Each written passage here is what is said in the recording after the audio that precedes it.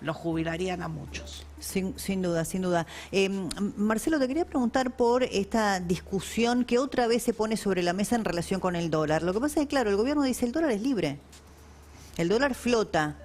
Y otra vez los sectores, bueno, los industriales, el sector del campo, los que tienen que liquidar divisas, empiezan a ver que es un tipo de cambio que no es conveniente, competitivo, un poco con el chip anterior, ¿no? En el que uno jugaba con esto de a qué dólar liquido.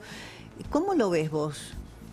Bueno, efectivamente el dólar flota. Después de la salida del cepo, si bien no se salió totalmente, porque quedaron algunas operaciones de empresas todavía restringidas, pero el dólar tiene mucho más de libertad que antes y sigue flotando en niveles parecidos a los que tenía antes. De modo que lo más probable es que haya que ir a buscar por otro lado, y ese otro lado es bajarle costos a la economía argentina. Claro. Y sobre todo los costos fiscales, los costos vinculados con la tributación. Hace poco se publicó, por lo menos lo vi en las redes sociales, una referencia a lo que se conoce en el mundo como el índice Big Mac, que es cuánto vale un Big Mac en cualquier lugar del mundo, medido en dólares, y eso marca el grado de atraso cambiario que hay en un país. Y la Argentina tiene el segundo Big Mac más caro del mundo, por lo tanto atraso, pero hacen un ejercicio y se le quita la carga impositiva y ahí se te va muchísimo más abajo. Y sin esa carga impositiva excesiva, el índice Big Mac a la Argentina le daría un tipo de cambio mucho más razonable. Bueno, por lo tanto, llévalo a los autos, llévalo a tantos bienes que hoy la telefonía celular, los precios que pagamos nosotros en la Argentina, el condicionamiento impositivo que tienen. Exactamente. Entonces, la Argentina tenés, por un lado, impuestos excesivos por el lado fiscal federal, nacional. El gobierno dice que está trabajando en un proyecto de reforma impositiva integral donde le apunta algunos impuestos, desde las retenciones a las exportaciones hasta el impuesto al cheque, pero también le apunta a la carga tributaria provincial. Y ahí siempre se ha dicho, y lo hemos escuchado hasta el cansancio, que las provincias, sobre todo con el impuesto a los ingresos brutos, le quitan muchísima competitividad a la economía, porque es un impuesto, igual que las retenciones para las exportaciones, cuando los productos van fuera del país, el impuesto a los ingresos brutos carga sobre el monto bruto de operación, sin discriminar los costos o la rentabilidad. Y eso hace que la Argentina, como tiene tributación nacional, federal, provincial y municipal, sea uno de los 5 países con mayor presión fiscal del mundo. Algunos dicen que es el segundo con mayor presión sobre las empresas. Entonces, yo diría, hay que seguir trabajando y machacando, no solamente contra el gobierno nacional, sino contra los gobiernos provinciales y municipales para que se bajen los impuestos, porque eso va a hacer de una Argentina en la cual el tipo de cambio es cada vez más libre, un país más competitivo. Sí, las leyes laborales, ¿no? Sí, Carlos. Sí, bueno, además de las leyes laborales, el fin de semana estaba leyendo justo un paper de Suiza, y va en línea con lo que decía Marcelo. El tema del Big Mac, la última medición dio que un Big Mac vale lo mismo en Argentina en dólares que en Suiza. Pero para que entendamos algo, en Suiza existe lo que se llama el impuesto al valor de agregación, que es el IVA nuestro. Bueno, es 7%. En Suiza existe el impuesto a las ganancias. Acá en Argentina el IVA es 21%, ¿no? En Suiza existe el impuesto a las ganancias. Es 7%. En la Argentina es 35%. Entonces, hay mucho de eso que dice Marcelo que hay que tener en cuenta, que si bien vos podés comparar los tipos de cambio, también que tenés que ver la estructura impositiva y la estructura laboral. No es lo mismo alquilar en la Argentina que alquilar un local en Suiza. Por lo tanto, eso te genera muchísimas distorsiones y ni hablemos del nivel de ingresos medio. Bueno, no lo vamos a decir al de Suiza porque si no nos deprimimos al de Argentina, todo. Pero es muy importante en esto del famoso índice Big Mac tener en cuenta no solamente el valor nominal, sino todos los valores que van asociados a ese valor. Bueno, vamos a sumar a la conversación a Armando Eugenio Farina, que es vicepresidente de CADAM, a propósito de los mayoristas y las industrias. ¿Cómo le va, Armando? ¿Qué tal? Buenas tardes a todos. Buenas tardes. Por comunicarse. No, por favor. Bueno, cuéntenos cómo está la situación. Sé que ustedes han llegado a algún tipo de entendimiento entre los mayoristas y los industriales. No, a ver, después de la psicosis que se armó el fin de semana cuando se liberó el cepo, entre la oposición que decía una cosa, el oficialismo que decía otra, y en el medio que estábamos danzando todas las pymes y los trabajadores, porque con la historia que tenemos de Argentina, cada vez que se habla del tipo de cambio o de que hay medidas económicas, cada uno busca de alguna manera preservar sus ahorros o preservar su capital de trabajo. Ese lunes abrimos con mucha incertidumbre. en la medida en que se fueron disipando las incertidumbres, o sea, todo se fue aclarando. Al principio ya había proveedores que hablaban de cambios de listas de precio, pero que todavía se podía comprar a precio viejo la producción que había hecha a precio viejo en cada fábrica, pero que lógicamente con el tipo de cambio del lunes se iban a ver listas nuevas. Con esas listas nuevas, en la medida en que fueron pasando los días, las listas se fueron disipando. Hoy de 6.500 referencias que trabajamos los mayoristas y cadenas, podemos hablar que solamente hay variación de precio más o menos en 400 o 500 referencias, que es mucho menos del 8% del portfolio de productos. ¿En qué productos más o menos se daría esto, Armando? ¿En qué tipo de productos? En los productos que tienen neta incidencia de lo importado, como es el aceite. Argentina es un país exportador de aceite, o sea, si antes la cotización internacional se multiplicaba por $1 de 1.080, ahora se está multiplicando por $1 de 1.180. Y lo mismo pasa con los cafés, caballas, atún, palmitos, espárragos, todo lo que tenga incidencia de producto importado. Y lo que se ha logrado es que la mitad del aumento se traslada en abril y la mitad del aumento se traslada en mayo. ¿De qué porcentaje estamos hablando? De un 8% por total entre abril y mayo. O sea, 4 y 4. Y usted decía de todos modos que esos productos que está mencionando dentro de la canasta total, digamos, sería el 8%, es decir, que es una parte minoritaria. El resto conserva los mismos precios.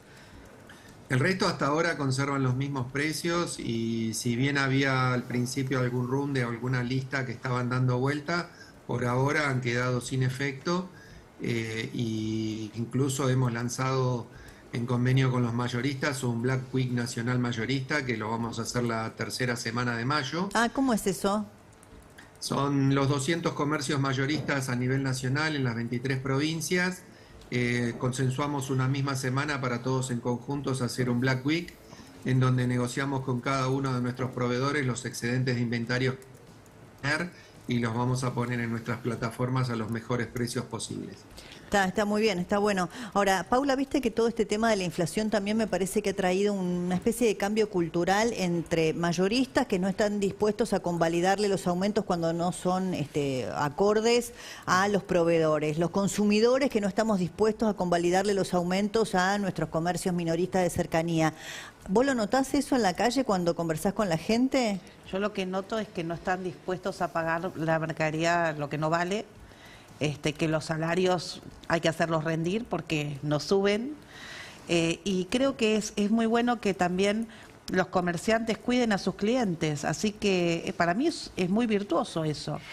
Que también creo que hay que poner atención al poder adquisitivo del trabajador, porque estos aumentos que se están dando, aunque mínimos y con poca incidencia, vienen acumulándose a lo largo de los meses y los salarios vienen bastante las paritarias retrasados. Estuvieron atrás. Entonces, los que tienen la suerte de tener paritaria y los que son, bueno, independientes. Y hay mismo, mucho ¿no? trabajador todavía no formal en la Argentina que no tiene paritarias. Así que eso que está diciendo el comerciante es muy importante.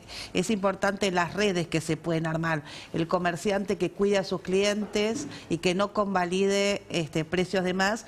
Y también el trabajador que hoy está cuidando el mango de no ir al comercio que no lo está acompañando en un momento difícil. Carlos, ¿vos crees que la gente, a pesar de que a lo mejor, como dice Paula, ve los números de la macro, pero sigue sin alcanzarle, o el comerciante que está vendiendo menos, pero que apoyó al gobierno de Milei y todavía le deposita confianza? Y yo te diría que es uno de los grandes éxitos que tuvo el gobierno de Milei. A pesar de una disminución, la expectativa sigue siendo positiva para el gobierno. Obviamente que disminuyó, obviamente que llegó a tocar los 42, 44 puntos, hoy estará rondando los 32, 33 puntos, hubo una caída, pero yo creo que hay un dato claro. Esto es cambio o continuidad.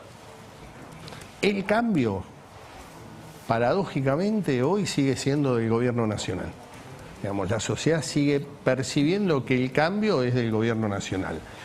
Que la continuidad es un modelo que el 19 de noviembre del año 2023 se votó en contra.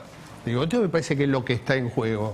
Y ahí creo que las mismas caras de siempre, el mismo discurso, para que tengamos una idea. Hoy el 32, 35%, un tercio, digamos, de la sociedad percibe que la opositora más importante de este país es Cristina Kirchner. De ahí me parece que uno empieza a entender también el por qué Axel Kicillof sale, digamos, hoy en una política totalmente diferente que la que venía sosteniendo internamente. O sea, en ese escenario me parece que hay un cambio cualitativo de la sociedad en la medida que el gobierno siga profundizando algunos cambios que se vienen. Yo creo, coincidía recién con Marcelo, o sea, él habló de reforma tributaria, creo que tiene que venir una reforma laboral en algún momento en la Argentina, digo, me parece en un año difícil. Laboral les pueden hacer perder la empresa. Totalmente, digo, en un año muy difícil porque es un año electoral, pero lo que se ve claramente es que la sociedad se animó el 19 de noviembre ante una aventura porque no se sabía qué podía pasar y bueno, me parece que esto son lo que estamos viviendo en este momento, ¿no? Carlos, quería aportar algo, Armando, sí, perdón, quería decir algo recién Armando, ¿no?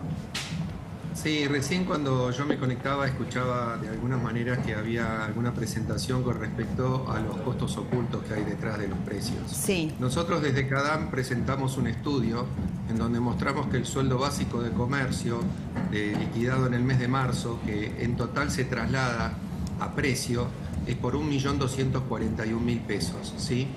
De eso el empleado se lleva 857.000 pesos. Ahí está. En el medio hay 1.241.000 a 857, que hay un montón de cargas, ¿sí? Que no hay manera de justificarlas y que personalmente me tocó hacer una presentación en el Congreso y testifiqué en el Congreso al respecto. O sea, a usted le cuesta 1.200.000 el empleado, pero el empleado se lleva 800 en el bolsillo. ¿Entendí bien? 1.241.000. O sea, a usted le cuesta 1.241.000 y al empleado le quedan 800 en el bolsillo. Pero quiero que quede claro que a precio se traslada 1.241.000, el empleado se lleva 857. Y en el medio todavía estamos haciendo un aporte por COVID, estamos haciendo un aporte por capacitación que no se hace del INACAP, estamos pagando el FAESIS, que también es una capacitación y asociación forzada al sindicato, que muchos empleados no lo quieren. Y también está el seguro La Estrella, que desde 1993 a la fecha no tiene actualización. Eso el seguro La Estrella. ¿Qué es el seguro La Estrella? Explíquelo, porque yo fui empleada de comercio mientras estudiaba en la universidad. Claro.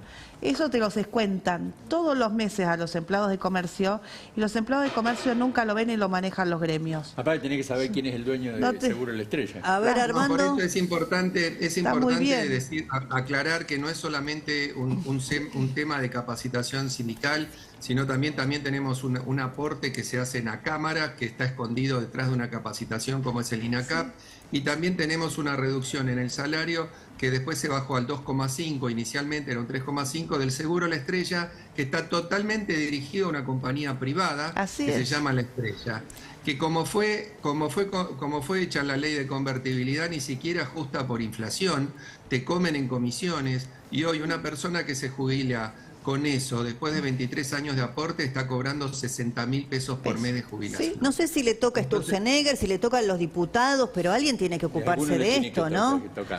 Lo del COVID es ridículo. No, y el del seguro también, Débora, se lo lleva directamente quien es el que maneja el gremio mercantil. Sí. Que es el dueño de la compañía de seguros. Sí. Bueno, Marcelo, vos hablabas recién de los costos, ¿no? O de la reforma tributaria. Esto también es una distorsión total, ¿no? La Argentina ha ido acumulando... Así como nosotros mostramos esto Perdón, Armando, un segundito, que quería decir algo Marcelo Elizondo, sí. Respondiendo a tu pregunta, Débora, la Argentina ha ido acumulando una cantidad de capas que se van superponiendo de costos y sobrecostos para las empresas, para los trabajadores, incluso en las cadenas en las que se va generando la producción, desde lo más básico hasta la comercialización más sofisticada. Bueno, eso requiere una visión integral y una reformulación integral. Por eso, una vez más, en vez de estar pensando en una devaluación, ahora ya no hay más tipo de cambio oficial digitado por el Banco Central, hay que empezar a pensar en la baja de costos para que la Argentina sea más competitiva y para que se logre mayor productividad. Nuestros niveles de productividad son bajísimos. Y además para incentivar a alguien a tomar en blanco a una persona, con lo que dice Armando, ¿no? Es un desincentivo, Armando, para usted tomar un empleado. Sí, para mí o para todos, y en realidad el que tiene empleados en blanco compite de forma totalmente desigual contra uno que tiene empleados que no los tiene registrados. Pero eso de las cargas laborales es solamente la primer parte de costos ocultos, porque después nosotros también en el estudio de CADAM hemos demostrado que los 857.000 pesos que tienen en mano un trabajador, cuando va a un supermercado, en realidad está comprando bienes por 451.000 pesos. De cada 1.000 pesos que se compran en un supermercado, ferretería, maxi kiosco o farmacia, donde usted lo quiera ver, 490 pesos son impuestos. Repito, de cada 1.000, 490 pesos son impuestos. Porque ahí tenés ingresos brutos, tenés lo que te cobra el intendente de la tasa del municipio. Claro, claro. Todo, Armando, súper interesante. Un día lo vamos a invitar a que venga aquí al piso, así lo seguimos desarrollando este tema que realmente vale la pena profundizar. Gracias, Gracias a ustedes, y es muy bueno discutir eso, porque el problema no es el tipo de cambio en la Argentina, el problema son todos los costos ocultos. Sin duda. Bueno, Paula, cuando uno escucha estas cosas, dice, viste, estamos siempre distrayéndonos con los temas que le dijo, que le contestó, que si Macri, entonces Milei, y entonces vino el otro y le dijo. Acá están los temas que le importan a la gente, ¿no? Realmente, que hace tantos años venimos discutiendo. Lo veíamos recién con el colectivero, que cada vez que pasa algo, hay una conferencia de prensa, alguien del área de transporte anuncia medidas que no se cumplen. Después viene, no sé, el problema de la salud mental, que pedimos, por favor, alguna modificación cuando hay algún hecho en vía pública, o cuando hablamos de la gente en situación de calle, que es parte de la campaña porteña.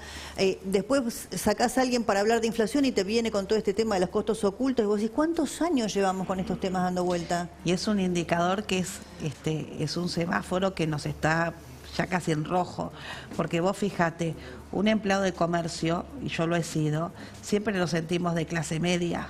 Ahora, si vos ganás 800.000 pesos por mes, no sos de clase media. ¿Sí? Entonces, es cuánto vos podés, y si alquilás, hoy un ambiente en la ciudad de Buenos Aires está aproximadamente entre 300 y 400.000 pesos.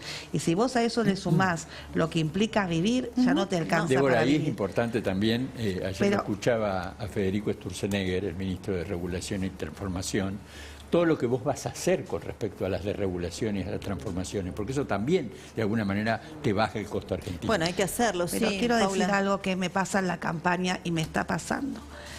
Vos escuchás a todos hablar de poder. O sea, la discusión de la cotidianeidad no está. No.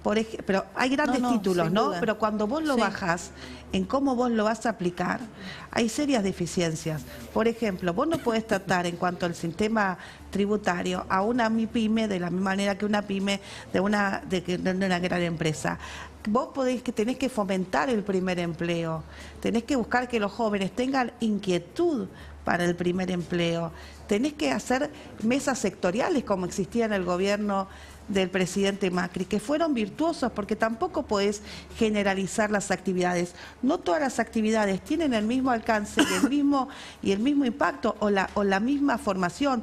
Tenés el desafío de que hay personas que tienen el secundario que no van a conseguir trabajo, porque el mundo laboral se va modificando y vos no estás acompañando con la educación, no estás trabajando la autoestima de los adolescentes, agarrados por el bullying, que es brutal. Estamos discutiendo la urgencia o el poder, es verdad. Débora, objetivamente, y lo repetimos, y la gente por eso tiene apatía en la elección. Si Macri va a comer milanesas a lo de Milei, o si Milei se ofende por cómo trata a la hermana, o cómo juega el peronismo su poder en la provincia de Buenos Aires. Ahora, la realidad cotidiana de los argentinos, que gracias a Dios lo pudimos exponer en esta mesa, es mucho más cruda, es mucho más dura, y si los dirigentes políticos y los comunicadores, que son formadores de opinión, no hablan de estos temas, genera apatía, te vota el 50%, como pasó en Santa Fe, y eso también te genera riesgos en lo que es el plan económico y en la institucionalidad de un país. Es cierto, hubo muy baja participación en Santa Fe. Veremos qué pasa en la ciudad de Buenos Aires, a pesar de ser el electorado porteño más politizado, digamos, pero yo es tengo verdad. Mucha ilusión, porque le están poniendo a la gente tener que decidir en una interna abierta de partidos que nada tienen que ver sobre su vida, que voten con el corazón, que piensen que solo se votan diputados 30 que voten al que más le gusta, ¿no? Claro, Si el que... 30 diputados de la ciudad, que no importa quién gane, el peronismo si saca 27% es lo que siempre saca en la capital, renuevan las bancas que tienen y hay un 70% que no somos kirchneristas. A ver, que me van a venir a correr a mí de kirchnerismo si lo que hemos vivido atrocidades durante el kirchnerismo. Que se queden tranquilas, que hay partidos que hemos dado testimonio, que acompañamos lo que está bien, pero también ponemos límites en lo que no está bien. Y eso es la democracia. Y solo con democracia y con instituciones sólidas puede haber progreso económico. No conozco sociedades que tienen progreso económico con instituciones débiles y gobiernos autocráticos. Así que vamos a trabajar todos juntos por una Argentina mejor. Y hay que hablar. Si todos hablamos, vamos a poder encontrar la solución. Escuchar y hablar. Ojalá así sea. Me acordé de eso de escuchar por el último video que se difundió del Papa Francisco poquito antes de enfermar y que lo internasen. Viste que está circulando en las redes, que es un mensaje que le da a los jóvenes y habla prácticamente en ese minuto y medio todo el tiempo de escuchar. Hay que escuchar a los que, al tu interlocutor, escuchar a los mayores, escuchar al que necesita, escuchar, que es algo que nos falta mucho, la escucha. Te pido un cierre, Marcelo, de lo que estás viendo en materia económica, de lo que tenemos que mirar en estos próximos días. Bueno, que la salida del cepo hasta ahora ha sido muy exitosa, era un tema crítico para el incremento de las inversiones. En el primer trimestre la economía ha crecido, se estima que ha crecido alrededor de 4,5%. Viene en recuperación, pero... Lo del 10 del presidente y las burbujitas... Bueno... No sé, porque Pablo Fernández Blanco me decía, yo corrijo cuando lo vea el número, pero todavía yo no lo he visto. Es el optimismo de Javier Milei. Además depende de lo que se mide, desde dónde se mide, qué periodos se miden, pero la verdad es que el primer trimestre de la Argentina, la economía crece 4,6%, 4,7, distintas estimaciones. Para este año la estimación es que va a crecer más de 5%. Viene en buen camino, estabilizando, produciendo muchas reformas, pero quedan muchísimas reformas por delante que tendrán que ir haciéndose a lo largo del tiempo con mucha voluntad política, con mucho capital político. Yo creo que hay un compromiso necesario de todos para que la Argentina se encamine hacia una economía de mercado, con instituciones sólidas, con apertura internacional y con una estabilidad que permita al sector privado ser el motor de la economía. Eso pasa en todos los lugares del mundo. Bueno, ese es el camino. Gracias, gracias a Marcelo Elizondo, también a Carlos Germano, gracias por haber venido, y a Paula Oliveto. Gracias, Paula. La voz ya en la campaña te la dejó así medio, ¿no? Sí. Al límite. Al límite, pero feliz. Bueno, gracias por haber venido. Ahora presenta Durol, empresa líder en la fabricación de máquinas para la construcción, proyectadoras de